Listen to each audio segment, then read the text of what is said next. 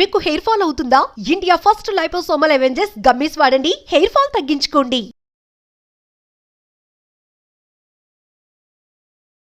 నమస్తే శ్రీనివాస్. నమస్కారం జయ గారు. శ్రీనివాస్ గారు, ఆరోగ్యంగా ఉండాలంటే సమతుల్య ఆహారం తీసుకోమని చెప్తూ ఉంటారు. అంటే విటమిన్స్, మినరల్స్, కార్బోహైడ్రేట్స్, ఫైబర్, ఇట్లా అన్ని రకాలుగా సమతుల్య ఆహారం. ఈరోజు అయితే ఫైబర్ గురించి మాట్లాడదాం అనుకుంటున్నానండి. దీనివల్ల అసలు ఉపయోగం ఏమిటి? సో మనం మొదలుపెట్టిన దాని ప్రకారము సమతుల్యమైన ఆహారం అన్నప్పుడు వాళ్ళు బయోకెమిస్టులు ఏమంటారంటే ఎసెన్షియల్ ఫుడ్స్ అంటారు. అంటే ఏంటి, మన శరీరం కొన్ని తయారు చేసుకోలేదు, బయట నుంచి ఇవ్వాలి దాన్ని. సో అట్లాంటివి మనకి అవి లేకపోతే జబ్బులు వస్తున్నాయని పూర్వకాలం, అంటే ఇవి తినకపోవడం వల్ల. ఫర్ ఎగ్జాంపుల్ ఇప్పుడు చాలామంది బ్రిటిష్ టైంలో ఎక్కువ సముద్రయానం చేసేవాళ్ళు. నెలల తరబడి బయట ఉంటాడు, ఎప్పుడో 2 నెలల తర్వాత వస్తాడు. వాళ్ళకి పళ్ళు తినడానికి, పళ్ళు కుళ్ళిపోతాయి కదా, పళ్ళు తీసుకెళ్ళేవాళ్ళు కదా, నెల ఉండేవి తీసుకెళ్ళేవాళ్ళు. సో వైటమిన్ సి ఉన్న పళ్ళు, ఆరెంజెస్ తీసుకెళ్ళకపోవడం వల్ల వాళ్ళకి జబ్బు, స్కర్వీ అనే ప్రాబ్లం రావడం మొదలైంది. సో సింపుల్గా మనం వైటమిన్ సి ఉన్న పళ్ళు తింటే సరిపోతుంది అర్థమైంది వాళ్ళకి. సో ఏంటి, వైటమిన్ సి మనకి లేదు కాబట్టి బయట నుంచి తినాలి. ఓకే. సో అట్లాగా ఎసెన్షియల్ ఫ్యాటీ యాసిడ్స్ ఉన్నాయి. అంటే మన శరీరం అన్ని ఫ్యాట్స్ తయారు చేసుకోలేదు, బయట నుంచి కొన్ని ఫ్యాట్స్ ఇవ్వాలి. ఎసెన్షియల్ ప్రోటీన్స్ అని ఉన్నాయి. మన శరీరం అన్ని ప్రోటీన్స్ తయారు చేసుకోలేదు, కొన్ని బయట నుంచి ఇవ్వాలి. కానీ ఎసెన్షియల్ కార్బోహైడ్రేట్స్ అనేవి లేవండి. అంటే ఏమిటి, రైస్ సంబంధించినటువంటి శరీరానికి అవసరం లేదు, బయట నుంచి పెట్టాల్సిన అవసరం లేదు. మనం ఉన్నదానికంటే అధికంగా తింటున్నాం కాబట్టి జబ్బులు వస్తున్నాయి. శరీరానికి అవసరం లే, కానీ మనం రోజుకు 3 సార్లు ఇస్తున్నాం దానికి. మనకి రుచి ఇష్టం కాబట్టి, మన తల్లిదండ్రులు ఎవరో చెప్పారు కాబట్టి, మన కల్చరల్ ప్రోగ్రామింగ్ వల్ల మాత్రమే ఇస్తున్నాం. శరీరానికి అవసరం లేదు. ఓకే. సో మొదట అది. నెక్స్ట్ ఇప్పుడు దీంట్లో భాగంగా ఇప్పుడు ఫైబర్కి వచ్చాం మనం. ఇప్పుడు వెస్ట్లో అండి చాలా స్టడీస్ చేశారు. వెస్ట్లో అంటే యూరోప్లో కానివ్వండి, అమెరికాలో కానివ్వండి, కొన్ని ఎస్పెషల్లీ వయసు పెరుగుతున్నప్పుడు వాళ్ళకి కొన్ని రకాల జబ్బులు వస్తున్నాయి. ఎందుకు వస్తున్నాయంటే ఎందుకంటే వాళ్ళకి ప్రాసెస్డ్ ఫుడ్ ఎక్కువ. సో వాళ్ళకి చూసినప్పుడు వీళ్ళు ఫైబర్ తినడం లేదు కాబట్టి వీళ్ళకి ఈ ప్రాబ్లమ్స్ వస్తున్నాయి అని చెప్పి ఫైబర్ ఎక్కువ తినండి, అన్ప్రాసెస్డ్ ఫుడ్, ఎక్కువగా ఉడికించినటువంటి ఫుడ్, న్యాచురల్గా ఉండేది అది తినడం మొదలుపెట్టిన తర్వాత ఈ జబ్బులు తగ్గిపోతాయని వాళ్ళకి తెలిసింది. అందుకనే మీరు టిపికల్ వెస్ట్రన్ ఫుడ్ చూస్తే వాళ్ళకి బాయిల్డ్ మీట్ ఉంటుంది, పక్కన గ్రీన్ వెజిటబుల్స్ ఉంటాయి. అవునవును. సో ఇది సలాడ్స్ ఎక్కువగా తింటూ ఉంటారు. సో ఈ green leafy vegetables, fibre sources వాళ్ళ ఇప్పుడు మనకి ఎట్లాగైతే పొద్దున్న లేస్తే ఇడ్లీలు, మధ్యాహ్నం ఆ భోజనం, రాత్రి పెరుగన్నం ఇలా అలవాటు అయిపోయిందో వెస్ట్రన్ డైట్లోకి వచ్చేసింది. Exactly sir. ఈ ఫైబర్ తినడం అనేది, అంటే ఫైబర్ సోర్సెస్ ఏవైతే వాటిని తప్పనిసరిగా పెట్టాలి, ఇంక్లూడ్ చేసుకోవడం వాళ్ళ కల్చర్లో భాగం అయిపోయింది. సో వాళ్ళకి హెల్తీ పారామీటర్స్ బాగా నార్మల్ అయ్యాయి. ఇప్పుడు కోర్స్ వాళ్ళు మనకంటే ఒక 50 ఏళ్ళు ముందున్నటువంటి కల్చర్ వాళ్ళు, దేశాలు హెల్త్ పరంగా. సో మనం ఇప్పుడిప్పుడే మనం డైట్ మార్చుకోకపోతే మనకి ఈ ఫైబర్ తక్కువ అవడం వల్ల జబ్బులన్నీ కూడా పెరుగుతాయి. ఓకే. ఏ అంటే ఆహార పదార్థాల్లో ఉంటుందండి ఫైబర్? పీచు పదార్థాలు, సింపుల్గా చెప్పాలంటే, కాంప్లెక్స్ చేసుకోకుండా ఉండాలంటే, ఎక్కడెక్కడైతే పీచు పదార్థాలు ఎక్కువ ఉంటాయో, తీపి తక్కువ ఉంటుందో అలాంటివి. ఫర్ ఎగ్జాంపుల్ ఇప్పుడు తీపిగా ఉండేది పండు అంటాం, తీపి లేనిది మనం వెజిటబుల్ అంటాం. సో తీపి పండు కానిది తినాలి. ఫర్ కీర అనేది కీర పండు అన్నాం, టమాటో పండు అన్నాం, టమాటో ఇస్ వెజిటబుల్. సో టొమాటోలు, కీరకాయలు, క్యారెట్లు ఇవన్నీ కూడా రాగా అన్కుక్డ్గా తింటే అది సలాడ్ అవుతుంది బేసికలీ. అట్లా కాలీఫ్లవర్ కానివ్వండి, క్యాబేజ్ కానివ్వండి, ఒక రకమైనటువంటి బీన్స్ అంటే ఒట్టి బీన్స్ కావచ్చు, బఠానీలు కావచ్చు, రాజ్మా ఒక రకమైన బీన్, రాజ్మా కావచ్చు, ఆకుకూరలు బేసికలీ. ఒట్టి ఆకుకూరల్ని ఉడికించుకొని తినచ్చు మనం. ఓకే.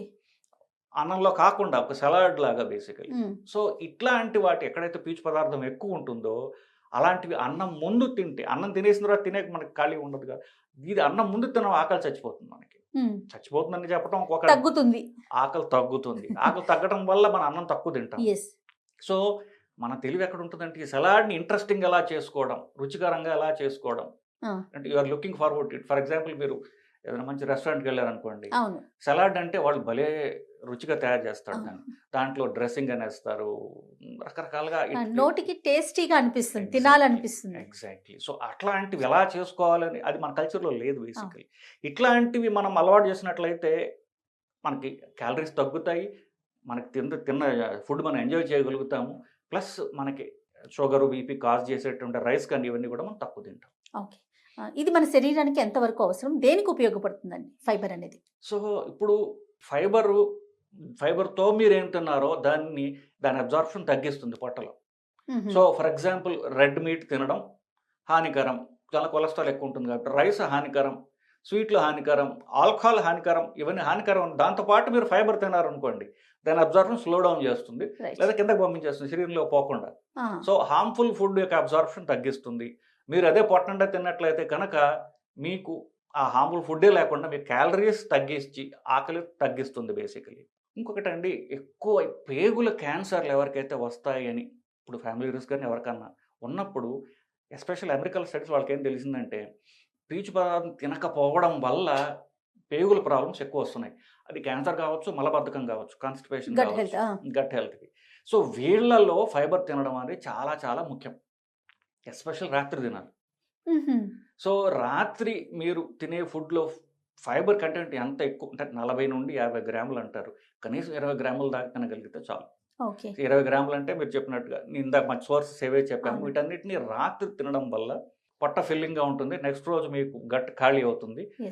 గట్లో ప్రొడ్యూస్ అయ్యేటటువంటి విష పదార్థాలు ఏమైనా ఇవి బయటకు తీసుకుపోతుంది, గట్ పెద్దదవుతుంది అనమాట. సో గట్ హెల్త్కి, గట్ ప్రాబ్లమ్స్కి, క్యాన్సర్లకి ఒక రక కొలాన్ అంటే పెద్ద పేగుల క్యాన్సర్కి తినకపోవడం వల్ల అని డెఫినెట్గా స్టడీస్ ఉన్నాయి మన దగ్గర.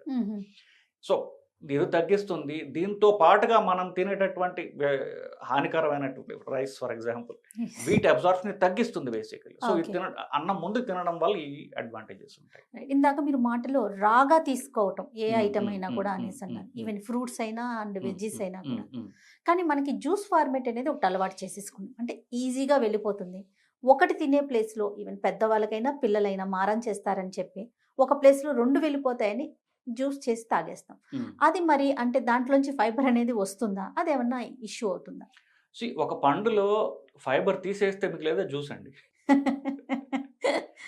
ఫైబర్ తీస్తే మిగిలేదా? అంతే కదా. సో దాన్ని గ్రైండ్ చేసేసి ఫైబర్ వడగట్టేసి ఆ ఫైబర్ పక్కన పారేసి మిగిలిన తాగుతున్నాం.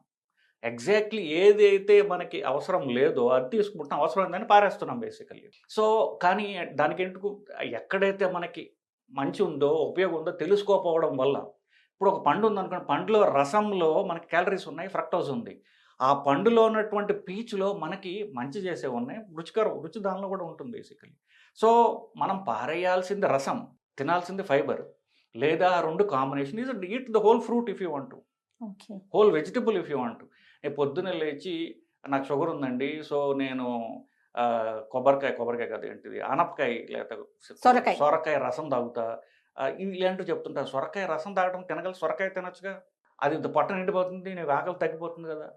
సో ఈ రసాలు తాగడం అనేది చాలా హార్మ్ఫుల్ అనేది యాక్చువల్లీ మన NIN గైడ్లైన్స్లోనే చెప్పారండి. మనం రీసెంట్గా హైదరాబాద్ NIN ఇచ్చినటువంటి గైడ్లైన్స్లో రసం తాగడం చాలా హానికరం బేసికలీ. హానికరం అన్న మాట కొంచెం స్ట్రాంగ్ కావచ్చు, అది దానివల్ల మీ ఉపయోగం లేదంటారు, పూర్తిగా ఉపయోగం లేనిది. ఆ యాక్చువల్ గుడ్ థింగ్ ఏదవుతుందో దాన్ని మీరు తీసుకోవట్లేకపోతున్నారు. So eat the whole fruit if you want. ఇప్పుడు పైనాపిల్ ఉందండి, పైనాపిల్ ఎంత పీచు ఉంటుంది, అఫ్ కోర్స్ క్యాలరీస్ ఎక్కువ ఉంటాయి, పైనాపిల్లో పీచు ఎక్కువగా ఉంటుంది. సో హోల్ పైనాపిల్లో తింటే ఈ తీపిదనాన్ని ఆ పీచు కంట్రోల్ చేస్తుంది. సో పైనాపిల్ రసం తాగామనుకోండి, దానిలో ప్యూర్ క్యాలరీస్, దానిపై షుగర్ కూడా వేసుకుంటారు. సో ప్యూర్ క్యాలరీస్ తింటున్నారు తప్ప అసలు ఉపయోగపడే దీన్ని తగ్గించేటటువంటి ఫైబర్ని పారేస్తున్నాం. సో ఫ్రూట్ మొత్తం తినడం అవసరము, ఫైబర్ పారేస్తే దాన్ని ఇంకా హానికరం చేసుకుంటున్నారు మీరు. అప్పుడు మనం అన్నం తిన్నాం అనుకోండి, పొట్ట నిండుతుంది. పొట్ట నిండే అంత ఫ్రూట్ జ్యూస్ తాగారు అనుకోండి, క్యాలరీస్ డబుల్ అవుతాయి. ఎందుకు? ఎక్కువ డ్రింక్ లిక్విడ్ కాబట్టి ఎక్కువ తీసుకుంటారు మీరు ఇంకా. సో సాలిడ్ కంటే లిక్విడ్ వాల్యూమ్ ఎక్కువ తీసుకుంటారు మీరు, సో క్యాలరీస్ ఇంకా ఎక్కువ పెరుగుతాయి. సో క్యాలరీస్ తగ్గించుకోవాలనుకుంటే ఈ ఫైబర్ అనేది చాలా చాలా అవసరం అండి. సో ఏదేమైనా అంటే ఫైబర్ అనేది మన బాడీకి అవసరం కాబట్టి అది ఎక్కడ రా కంటెంట్లో దొరుకుతుందో దాన్ని తీసుకోవటం మంచిదంట. పచ్చి వెజిటబుల్స్ తినడం అనేది ముఖ్యం. ఉడకపెట్టనటువంటి వెజిటబుల్స్, ఆకుకూరలు ముఖ్యంగా. ఆకుకూరలు ఉడకబెట్టాల్సి వస్తుంది. సో ఆకుకూరలు ఉడకబెట్టి మీరు కాస్త ఉప్పు జోలుకొని తినచ్చు బేసిక్లీ. అది ఒక సలాడ్ లాగా తినచ్చు. ఇన్ఫ్యాక్ట్ నేను అన్ని తోటకూర, చుక్కకూర దాకా నేను తినగలను. అన్నం ముందు, లంచ్ ముందు తింటాం, బాగుంటుంది యాక్చువల్లీ. It's good. కొంచెం రైట్గా వేయించి ఉడకబెట్టి జస్ట్ అలా వేయించి ఉప్పు కారాలు పోపు వేస్తారు. It's good actually.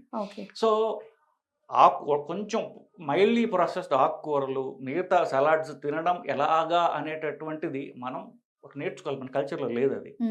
సో అది నేర్చుకోవటం రియల్ హెల్త్. ఒక చిన్న మీకు ఒక టిట్బిట్ ఇస్తా. అమల గారు ఒక ఇంటర్వ్యూలో చెప్పారు ఆవిడ. సో ఆవిడ హెల్తీ ఫుడ్ ఎలా తీసుకోవడం ఆవిడ ప్యాషన్ అట. So she employed A cook. ఒక కొంచెం కాస్ట్లీ అయినా కుక్ని ఎంప్లాయ్ చేసింది ఆవిడ. ఒక వీడియోలో కూడా చూపించారు ఆవిడ.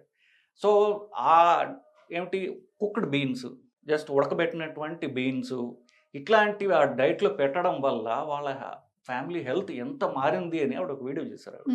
ఇంక్లూడింగ్ ఇప్పుడు నాగార్జున గారు ఉన్నటువంటి ఆయన వయసులో ఎక్కువ తక్కువ వాట్ ఎవర్ ఏజ్లో ఫిట్నెస్ ఎంత ఫిట్గా ఉంటారు ఆయన. అవునండి.